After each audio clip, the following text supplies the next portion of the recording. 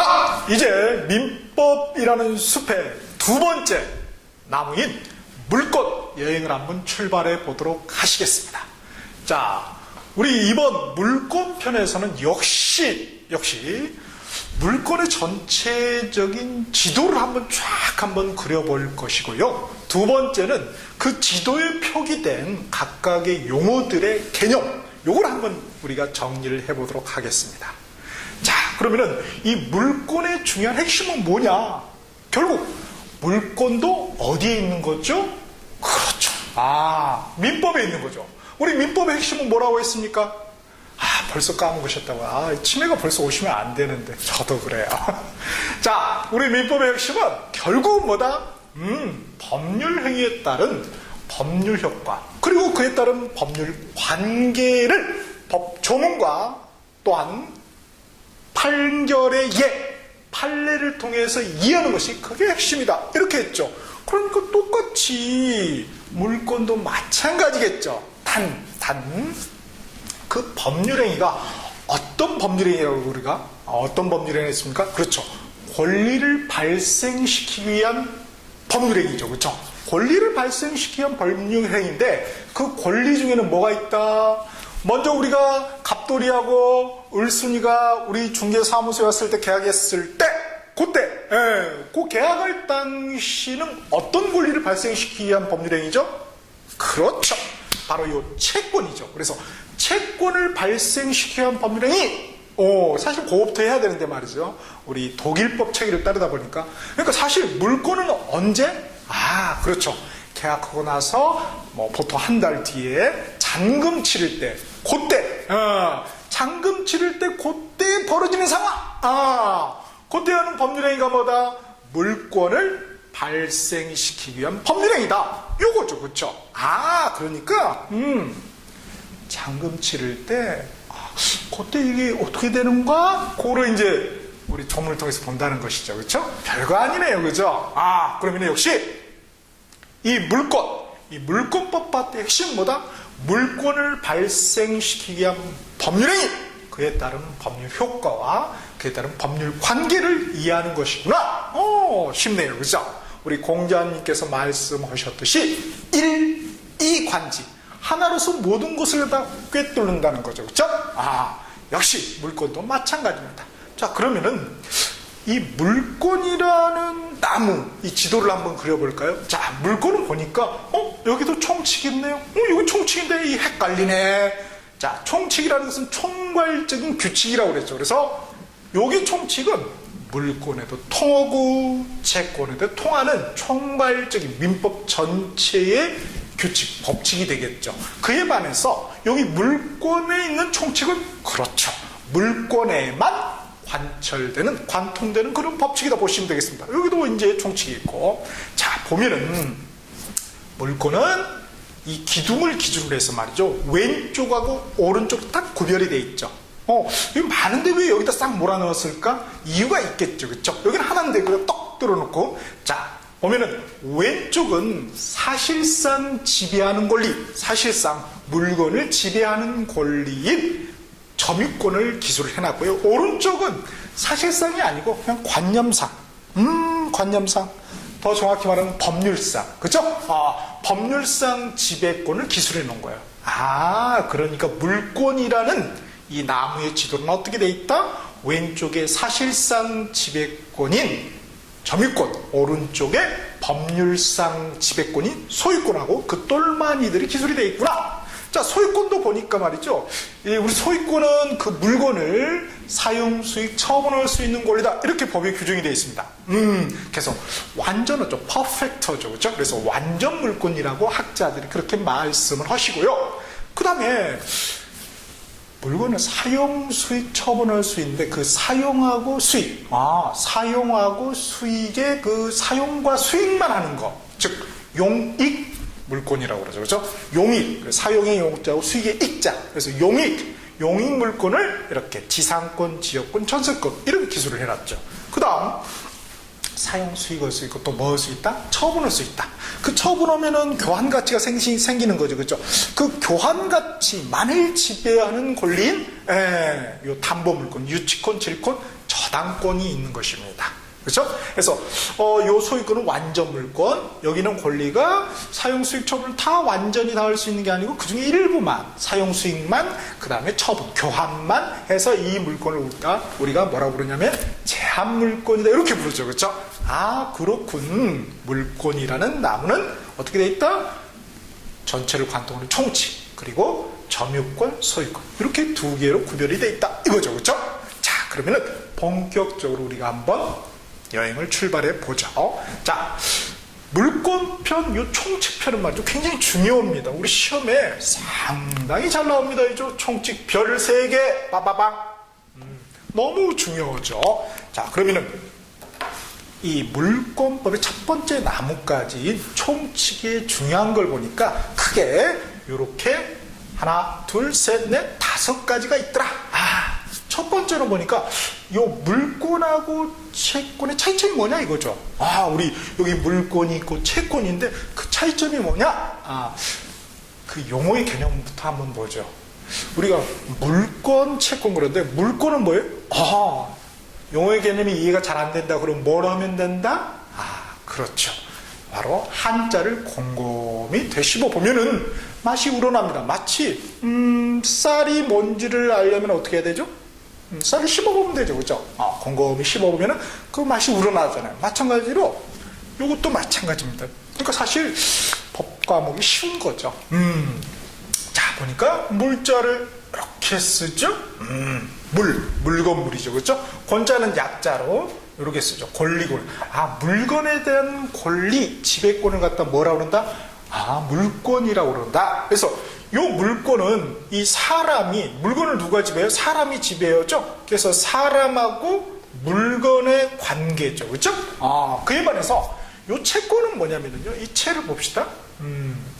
요게 빚채자죠. 빚받을 권리 또는 그렇죠. 빚받을 권리죠. 빚은 우리가 물건한테 지나가는 개한테 야! 빚내라! 이렇게 할 수 있나요? 없죠. 그러니까 당연히 뭐예요? 이 채권이라는 것은 그쵸 사람한테 할 수 있는 거죠. 그렇죠? 그래서 이 권리는 사람과 사람에 관련된 권리다. 이렇게 표현을 한 겁니다. 그렇죠? 그래서 이 물권하고 채권의 기본적인 개념을 이해하는 데 있어서 스타트가 됩니다. 이거 굉장히 중요한 개념이 되는데요. 자, 우리가 처음에 하는 게 뭐다? 채권행위다 이거죠. 계약할 때, 계약금 걸 때. 자, 이 채권행위라는 법률행위에 따라서 법률 효과, 권리가 변동된다고 그랬죠? 권리의 발생, 변경, 소멸. 그래서 채권이 발생되겠죠. 그렇죠? 그러면 그 관계는 뭐예요? 상대적이다. 갑돌이가 1억에 사세요. 을순이가 1억에 사겠습니다. 이렇게 의사표시 합치가 이루어지면, 청약과 승낙의 합치가 이루어지면 뭐예요? 계약이 발생이 되죠. 그래서 어떻게 됩니까? 계약이 성립이 돼서 채권이라는 권리가 발생이 돼요. 그래서 갑돌이가 을순이한테 뭐 할 수 있어요? 매매 대금 지급 청구권이라는 채권이 발생돼요. 을순이는 소유권 이전 등기 청구권이라는 채권이 발생이 되죠. 그러한 권리는 갑돌이가 누구한테만 행사할 수 있죠? 그렇죠. 을순이한테만 상대적으로. 상대가 딱 정해져 있는 거죠. 그 다음에 을순이는 소유권 이전 등기 청구권 누구한테만 행사할 수 있죠? 그렇죠. 갑돌이한테만 행사할 수 있죠. 그래서 사람과 사람의 그런 관련된 권리인 겁니다. 그래서 그 권리는 뭐다? 여기 포인트는 채권은 그래서 법률 관계에서 뭐다? 상대적이구나. 그렇죠? 그래서 특정인이 다른 특정인에 대해서만 행사할 수 있는 권리구나. 이렇게 알 수 있을 것이고요. 그에 반해서 여기 물권은 어떻게 됩니까? 이제 나중에 이제 잔금 치르고 나서 어떻게 하죠? 법무사 통해서 갑돌이 앞에서 을순이 앞으로 소유권 이전 등기가 이루어지죠. 그러면 비로소 어떻게 돼요? 비로소 을순이에게 소유권이라는 그 아파트에 대한 소유권, 아파트에 대한 물건에 대한 권리인 소유권이 발생이 되죠. 그렇죠? 그러면은 그 권리는 그 소유권 누구한테 주장할 수 있어요? 여러분한테 주장할 수 있습니까? 즉 무슨 말이에요?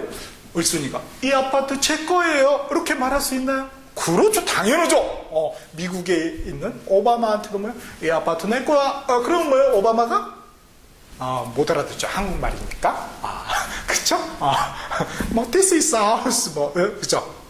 영어가 잘 안 되네. 포기하겠습니다. 여하튼 그쵸? 그렇게 말하면은 뭐예요? 그렇게 말할 수가 있다 없다? 그렇죠. 있죠. 그러니까 뭐예요? 세상에 어느 누구한테도 주장할 수 있죠. 대신 뭐예요? 웃기고 있네. 이렇게 얘기했지만은 그 핀잔은 받을지언정 그 주장할 수 있다 없다? 있다. 그러니까 그 권리가 어떻게 됩니까? 법률 관계가 절대적인 관계죠. 누구한테나 주장할 수 있다는 것입니다. 그렇죠? 그렇게 물권과 채권의 본질적인 차이점을 이해하는 것이 굉장히 중요하다는 것입니다. 그걸 갖다가 이제 우리 표로 나타내져 있죠. 표로 물권법 파트의 핵심의 다음 페이지 보면 물권 대 채권에 관한 표가 쫙 일목요연하게 나열이 되어 있습니다. 그렇죠? 자, 그거를 제가 간략하게 설명을 드렸습니다. 자, 그러면 이제 물권법 총칙 파트를 본격적으로 들어가 보면은 우리 185절에 물권의 종류 이렇게 나와 있죠. 그래서 필기체로 뭐라고 되어 있나요? 밑에 조문에 보면은 물권 법정주의다 이렇게 되어 있죠. 그렇죠? 자, 그래서 이 두 번째 테마는 물권 법정주의입니다. 물권은 그 종류하고 뿐만 아니라 내용까지 어떻게 한다? 법으로 정해야 된다는 거예요. 법으로 정한다. 왜 그럴까? 왜 법으로 정해야 되죠? 왜? 그렇죠. 절대적이니까. 절대적이라는 것은 누구에게나 다 주장할 수 있다는 거죠. 따라서 어떻게 돼요? 누구나 다 볼 수 있게 어떻게 된다? 알 수 있게 법에다가 기술을 해놔야 되겠죠. 그러니까 물권 법정주의다. 즉 이거는 뭐예요? 당사자 간의 마음대로 그렇죠? 계약에 의해서 정할 수가 있다 없다? 없다는 것입니다. 그걸 이제 185조의 기술이 돼 있죠. 그래서 물권의 종류. 자, 한번 직접 먼저 한번 읽어보실까요? 좀 읽어주세요. 오케이, 좋습니다. 그래서 물권은 법률 또는 관습, 법에 의하는 외에는 임의로 창설하지 못한다. 여기서 물권이라는 것은 물권의 종류뿐만 아니라 이런 종류뿐만 아니라 그에 따른 세부적인 내용까지도 말하는 것입니다. 그렇죠? 그래서 외에는 임의로 창설하지 못한다. 왜? Why? 물권은 무슨 권이기 때문에? 절대권이기 때문에, 절대적이기 때문에 그렇다는 거예요. 그렇죠? 자, 그럼 이 소중한 물권을 제대로 행사해야 되겠죠. 근데 꼭 제대로 행사하려고 하다 보면 어떻게 돼요? 무슨 문제가 발생됩니까? 무슨 여러 가지 문제가 발생되죠. 그래서 물권을 갖다가 실효적으로 지배하기가 좀, 그죠? 방해를 받는 경우가 있어요. 그런데 내가 이 물건을 가지고 있었는데 어떻게 됩니까? 누가 뺏어갈 수도 있겠죠. 그렇죠? 내가 이 펜으로 뭐 예컨대 글을 쓰고 있는데 방해를 할 수도 있고 또 누가 방해할 조짐이 보이는 경우도 있겠죠. 그렇죠? 자, 그런 경우는 물권을 제대로 행사할 수가 없습니다. 그러니까 어떻게 된다? 그러한 것을 다 없앨 수 있는 뭔가가 물권에 부속된 권리가 있을 필요가 있겠죠. 그게 뭐다? 바로 두 번째인 바로 그죠? 세 번째 물권적 청구권입니다. 그러면 물권적 청구권이 구체적으로 무엇이냐? 우리 총칙편에 이제 두 번째 페이지 보면은 딱 정리가 되어 있죠. 별표가 무려 2개나 되어 있죠. 그만큼 중요하다는 것입니다. 그래서 물권적 청구권, 같은 말로 물상 청구권, 무식한 말로는 뭐 real action 이렇게 되어 있는데요. 자, 한번 의의 한번 볼까요? 자, 보니까 물권을 제대로 행사하기 위한 목적물 반환. 누가 뺏어가면 뭐예요? 내 물건 반환해다오, 돌려다. 아이고, 그렇죠? 전설의 고향에 보면은 여러분 옛날 전설의 고향 기억하시면 연식이 오래되셨네요.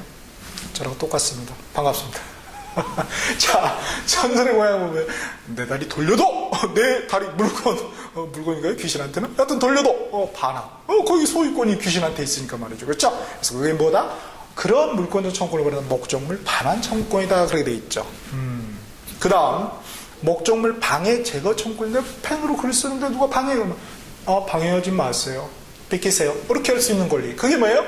그게 목적물 방해 제거 청구권이죠. 그래야 내가 제대로 물권을 행사할 수가 있겠죠? 즉, 이 펜에 대한 그죠? 사용 수익, 처분권, 사용 수익을 제대로 할 수 있잖아요. 그 다음에 목적물 방해 예방 청구권이 있죠. 그쵸? 누가 예컨대 밤이고 쓰러질 것 같아. 아직 쓰러지는 않았어요. 그럼 우리 집 장독대가 무너질 수가 있죠. 그쵸? 그러니까 방해될 수가 있죠. 그러니까 뭐예요? 미리 예방해달라 이렇게 청구할 수가 있겠죠. 그게 뭐다? 목적물 방해 예방 청구권이 되는 것입니다. 자, 이렇게 물권적 청구권이 있고요. 그 다음 이 총칙 파트에서 가장 중요한 개념이 바로 요 네 번째 등기라는 것입니다. 등기가 뭐지? 등기 우편 이런 건 들어봤지만 속달인가? 이렇게 그게 아니라는 거예요. 그래서 사실 법적 용어는 다 러시아어 제2 외국어입니다. 사실 영어도 아니고 그러니까 거기에서 정한 대로 우리가 개념을 이해할 필요가 있겠다. 그래서 이 등이라는 게 뭐죠? 오를 등이죠. 그렇죠? 올라간다. 어디 올라가겠습니까? 그렇죠. 공적인 장부인 등기부에 올라가겠죠. 그렇죠? 거기에 쓸 기자, 쓰여지는 거죠. 을순이 꺽! 이렇게, 서있거든. 이렇게 쓰여지는 거. 그걸 갖다 우리가 등기라고 하는 것입니다. 그래서, 이게 굉장히 중요한 개념입니다. 그래서, 우리 186조 한번 볼까요? 부동산 물권 변동의 효력. 그래서, 부동산에 관한 법률 행위로 인한, 뭐로 인한? 법률 행위로 인한 물권의 득실 변경, 득실, 취득, 그죠? 실, 잃어버린 거, 상실, 그죠? 그 다음에 변경은, 그죠? 이게 결국 뭐예요? 법률 효과죠. 그죠? 득실 변경, 권리 변동, 같은 말이에요. 같은 말을 이렇게 다른 표현으로, 무식한 말로 바꿔쓰기, 패러프레이징 하고 있는 거죠. 그죠? 그래서 득실 변경은 뭐를 하여야 효력이 있다? 그쵸? 등기를 하여야 그 효력이 생긴다. 그러니까, 보통은 우리가 법률 행위만 하면은 법률 효과, 권리 변동이 발생이 되는데 부동산에 관한 물권은 뭐도 해야 된다? 발생되려면은 그쵸. 등기를 요하는 것입니다. 왜? 막강한 물권이니까 그거를 공개적으로 공시해 줄 필요가 있는 것이죠. 그쵸? 자, 그래서 등기라는 게 이게 추가되는 거구나. 이게 이제 물권에만 있는 거죠. 그래서 물권에만 적용되는 총칙이 되는 거죠. 그 다음 187조 보면은 또 예외도 있습니다. 예외. 우리가 원칙만 있는 게 아니라 뭐도 있다? 예외도 있다. 그래서 등기를 하지 않아도 되는 경우도 있단 말이겠죠. 그렇죠? 그래서 187조 보시겠습니다. 등기를 요하지 아니하는 부동산 물권 취득, 상속, 공용징수, 판결, 경매, 기타 뭐라고 그랬죠? 법률의 규정. 그쵸? 법률의 규정. 우리가 법률효과, 권리 변동을 가져오는 요인이 꼭 법률 행위만 있는 게 아니라 그 쌍벽을 이룬 게 뭐다? 법률의 규정. 법률 행위는 의사표시가 있지만은 법률 규정은 뭐예요? 의사표시가 없는 뭐예요? 법률 요건이죠. 그래서 우리가 이걸 법률 요건이라고 해요. 의사표시는 뭐예요? 법률 사실. 그죠? 법률 요건 중에 이렇게 두 가지가 있다는 거죠. 그렇죠? 그래서 이렇게 법률 요건인데 거기 법률 규정, 법률 행위가 아니고 뭐예요? 법률 규정. 잘 보세요. 186조는 뭐예요? 부동산에 관한 법률 행위로. 187조는 뭐예요? 기타 법률의 규정. 그러니까 앞에 상속, 공용지수, 판결, 경매도 다 뭐예요? 그렇죠. 법률 규정이 되는 것이죠. 그렇게 돼 있구나. 그에 따른 법률 효과. 여기 뭐라고 되어 있습니까? 의안, 부동산에 관한 물권의 취득은 등기를 요하지 않는다. 등기 없어도 된다 이거죠. 그렇게 차이점이 있구나. 서로 186조하고 187조가 비교되는 종이 되겠습니다. 자, 이렇게 이제 등기를 봤고요. 그 다음에 이제 혼동이라는 게 있어요. 혼동은 뭐야? 헷갈린다. 그렇죠. 그 말이죠. 뭐가 헷갈리냐? 권리가 헷갈린다. 권리가 내가 소유권도 있고 전세권도 있다. 헷갈린다. 소유권도 있고 전세권도 있다. 이상한 거죠. 그렇죠? 그런 경우에 이 전세권이 있을 필요가 있습니까? 없습니까? 없죠. 그러니까 뭐예요? 그러니까 나는 안 없애겠지만 법률의 규정에 의해서 그 소유권이 뭐예요? 소멸된다. 권리의 변동, 발생 변경, 소멸. 뭐에 의해서? 법률의 규정! 몇 조? 191조. 그 혼동이죠. 그렇죠? 그게 원칙인데 물론 또 예외가 있긴 하지만은 원칙적으로는 소멸된다. 의사표시가 없는 그런 법률의 규정에 의해서도 그러니까 그렇게 법률효과, 권리 변동이 발생될 수가 있겠구나를 느끼는 게 중요하다고요. 자, 이렇게 해서 한번 우리가 총칙을 간략하게 살펴봤는데요. 똑같죠. 모든 점이 다 무슨 얘기하고 있습니까? 그렇죠. 법률 행위에 따른 법률효과 그리고 법률 관계를 얘기하고 있는 것입니다. 자, 이렇게 해서 물권 총칙을 마무리 짓도록 하겠습니다.